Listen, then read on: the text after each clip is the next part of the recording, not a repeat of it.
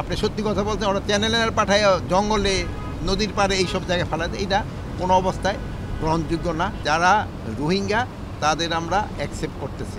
আমরা সব অস্ত্রগুলি এখনও উদ্ধার করতে পারি নাই, হয়তো ইলেকশনে আগে আরও অনেক অস্ত্র উদ্ধার হয়ে যাবে। এইসব রাজনৈতিক দলগুলি এই পুলিশের সাথে এবং অন্যান্যের সাথে একটা বিভেদ করার চেষ্টা করতে, তাদেরও অনুরোধ করব আপনারা নিজেরা ভিতরে আপনারা করবেন, আমাদের সাথে তো রাজনৈতিক দলের কোনো বিভেদ থাকার কথা না। আপনারা কাজ করবেন, আমাদের কাজ করবেন। আমাদের কাজ হলো আইন শৃঙ্খলা রক্ষা করা, আর আপনাদের কাজ হলো জনগণের কাছে যে ভোট আদায় করা। আপনারা তাদের জন্য চেষ্টা করবেন, আর আমরা হলো জনগণের জন্য যেন তারা সুখে শান্তিতে থাকতে পারে ওটার ব্যবস্থা করার দায়িত্ব হলো আমাদের। যেমন কোনো দোকান যেন কোনো রকমের আইন শৃঙ্খলা পরিস্থিতি যেন অবনতি না হয়, এগুলো দেখার দায়িত্ব হলো আমাদের। তো এই ক্ষেত্রে আপনারা কিন্তু সবচেয়ে বড় ভূমিকা পালন করতে পারেন যদি আপনারা সত্যি সংবাদটা সবসময় প্রকাশ করে দেন। আর এখন হলো কি, মিডিয়া এত ভালো অবস্থায় আছে যে আপনারা কিন্তু সব জায়গার খবরই রাখেন, খবরটা দিয়ে দিলে সাথে সাথে হয় সত্যি সংবাদটা দিয়ে। আপনার কথার সাথে আমি দ্বিমত করব না, যেহেতু আমরা সব অস্ত্রগুলি এখনও উদ্ধার করতে পারি নাই। আমরা অস্ত্রগুলি উদ্ধার করার চেষ্টা করতেছি, এবং আল্লাহ দিলে হয়তো ইলেকশনে আগে আরও অনেক অস্ত্র উদ্ধার হয়ে যাবে, এবং ইলেকশনটা যেন আপনাদের সহযোগিতায়, জনগণের সহযোগিতায় ভালোভাবে হতে পারে, এই জন্য আমরা অবশ্যই চেষ্টা করব। আর ইলেকশনের কিন্তু এই আইন শৃঙ্খলা বাহিনী একটা স্টেক না, এটার মধ্যে সবচেয়ে বড় স্টেক হলো যারা ইলেকশনে অংশগ্রহণ করবে। 2 নাম্বার হলো আপনার ইলেকশন কমিশন, তারপরে হলো প্রশাসন, আর তারপরে হলো আমরা আইন শৃঙ্খলা বাহিনী। এখানে সবচেয়ে বড় স্টেক হলো যারা ইলেকশন করবেন, রাজনৈতিক দল বা ইভেন যারা হিসাবে কী বলে ইন্ডিপেন্ডেন্ট হিসেবে করতে চায়, তারা কিন্তু মূল ভূমিকাটা পালন করবে। এখন তারা যদি সবাই সহযোগিতা করে, আমাদের পক্ষে ইলেকশন করা সম্ভব। অলরেডি কয়েকটা মামলা কিন্তু শুরু হয়ে গেছে। আর প্লাস আরেকটা জিনিস হয়েছিল, আপনারা ধরেন যে একটা হত্যা মামলায় হয়তো 20 জন আসামি হওয়া দরকার ছিল, আপনারা ওখানে 200 আসামি দিয়ে ফেলছেন। এখন এই জন্য ইনভেস্টিগেশনের সময় বেশি লেগে যায়। তা আপনারাই কিন্তু আমাদের সবসময় বলছেন যেন নিরাপদ ব্যক্তি যেন কোনো অবস্থায় শাস্তির আওতায় না আসে। এই জন্য আমাদের কিন্তু এটা আরও বেশিভাবে দেখতে হয়।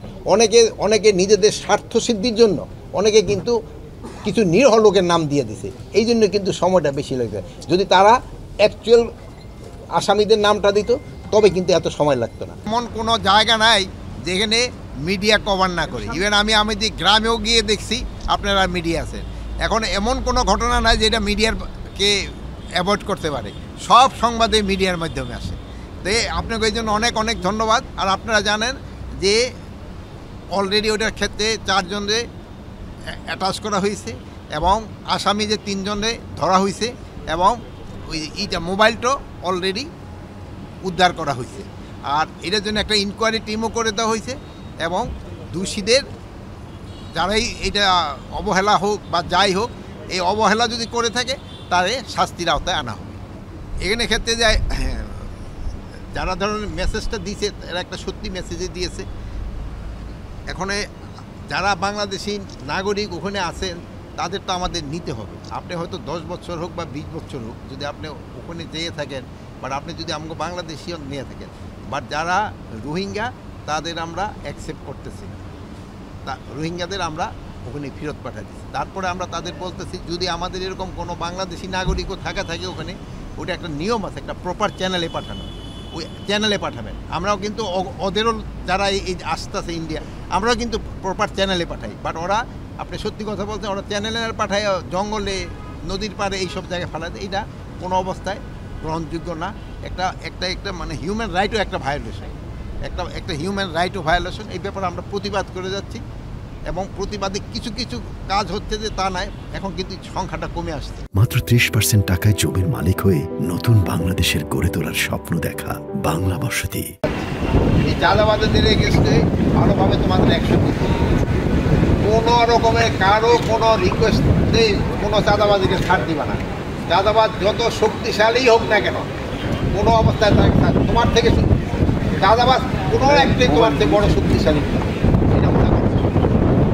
ফটাফট 2টা হাতে, যে বড় লোকই হোক না কেন, যত বড় দূরে হোক। আর এলো মাদকের ক্ষেত্রে একেবারে 0 টলারেন্স। তোমরা কিছুদিন যাবো দেখছি মাদকের ক্ষেত্রে তোমাদের যে কার্যকলাপ খুবই ভালো। আর মাদকের গডফাদার এগুলি একেবারে বড় বড়, মানে আমরা সাধারণত কেরিয়ারকে ধরতে পারি, বাট মূল হুতাদের ধরা যায় না। মূল হুতাগুলি কিন্তু ওই হোটেল ইন্টারকন, সেনারগাঁ, শাহবাগ এইসব জায়গাতে থাকে, এগুলিরও ধরতে হবে। এগুলি এই মাদকের টাকা দিয়ে কিন্তু বড় বড় বিল্ডিং কিনে ফেলে, এগুলির কোনো অবস্থায় ছাড় দিবে না। তোমরা ভালো কাজ করে দিতেছো, এটা বজায় রাখবা এবং জনগণের সেবা করে দিবা। জনগণের তোমাকে বেতন আসে, আর জনগণের সেবা করাটাই কিন্তু তোমার দায়িত্ব। জনগণ যে সময় তোমাদের ভালো বলবে ওইটি হলো তোমাদের ভালো, আর অন্য কে বড় লোকে কে কী করলো এটা না, জনগণ কী চায় ওটা দেখবে। জনগণের সেবা করার জন্য কিন্তু তোমাকে সৃষ্টি করা হয়েছে। আর কোনো অবৈধ যেটা নিয়ে বলো, কোনো অবৈধ আদেশ আমিও যদিও দেই ওটাও মানবা না। কোনো অবৈধ, এটা নিজেরা পড়াশোনা করে জানো, আইন বহির্ভূত কোনো কাজ করবা না, আইনের ভিতরে থাইকে কাজ করবা। কেউ যদি কোনো অন্যায় আদেশ দেয় ওই আদেশ পালন করবা না। তোমরা ভালো থাকো, দোয়া করি আল্লাহ। এখানে 3 একর আর বাইরে আছে 4 একর। এখানে অফিস টফিসের টুক এখানে আর ওই অফিসের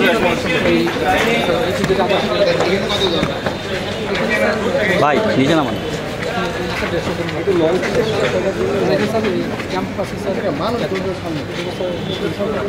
ভাই নিচে নিচে নিচে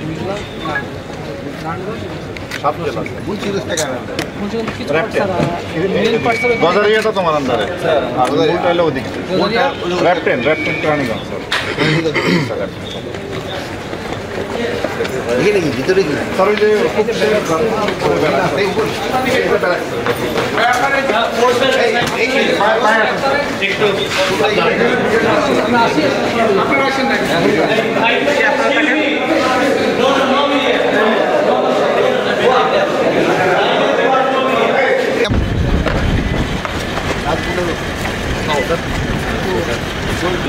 পিছনে পিছনে হ্যাঁ ভাই পিছনে আগে হাঁটাহাঁটি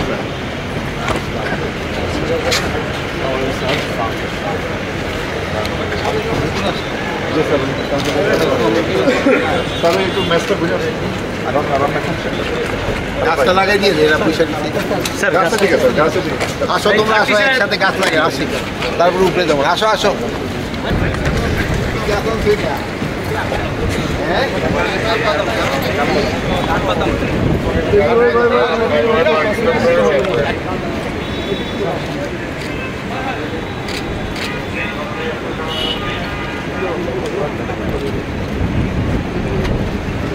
মোবাইলে নিচে নামান ভাই।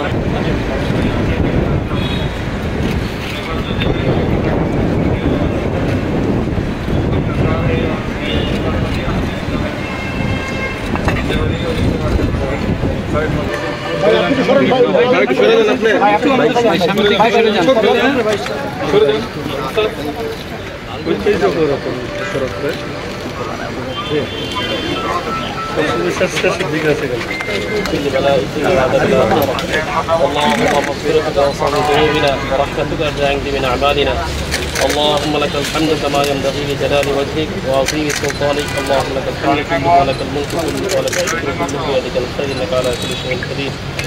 আল্লাহ পাক তোরা দিকর করি না রব্বুল আলামিন। আমরা কতিপয় বান্দা আল্লাহ আজকে এখানে একত্রিত হয়েছে, আল্লাহ তাআলা দান করে আল্লাহ তাআলা একটু নামান আল্লাহ যারা সকল তাকে মাফ করে দেয়। আল্লাহ সকলের পরিবার পরিজনের তাকে মদত করেন। রাসূল করিম সাল্লাল্লাহু আলাইহি ওয়াসাল্লামের তওফিক আপনি আমাদের কবুল করেন।